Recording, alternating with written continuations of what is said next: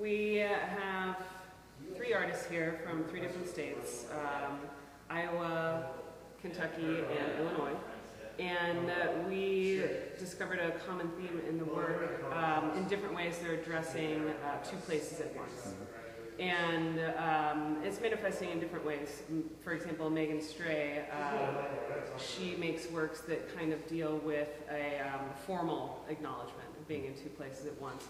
And then the artists are kind of dealing with histories. But we were also interested in how that related to the exhibition spanning 2 locations, you know.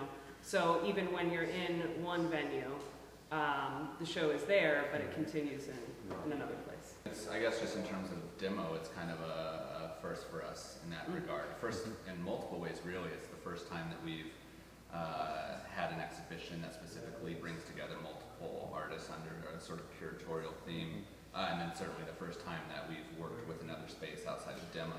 Right.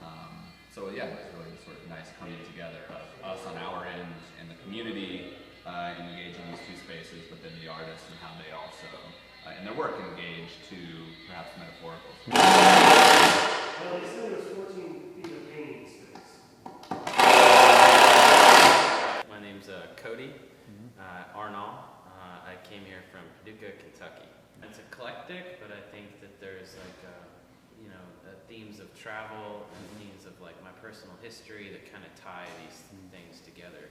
It's kind of about, specifically about a period of time of me driving from Lake Charles, Louisiana to Baton Rouge, back and forth for several weeks, watching my great-grandmother on her deathbed, and I was so busy, it was during my thesis time. It took, so I wasn't able to focus on that loss or that pain. So a couple of years later, I'm traveling a bunch from Murray to Vanderbilt, where I was an adjunct instructor for a little bit.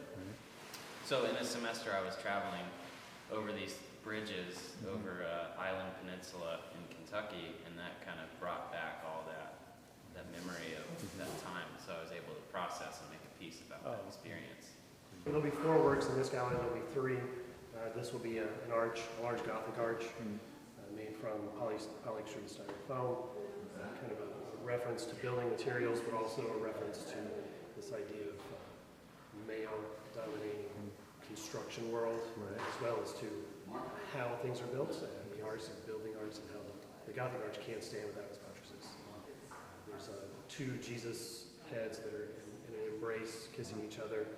That has a kind of a sordid background to it. And there's also a cast iron piece that's new that coincides with the installation and demo project. Okay. I worked as a mold maker for a number of years, and I was commissioned to do a Jesus bust. It was actually a Christ figure on a cross. It was a large rotocast plaster piece, and it had to have multiple rotor molds.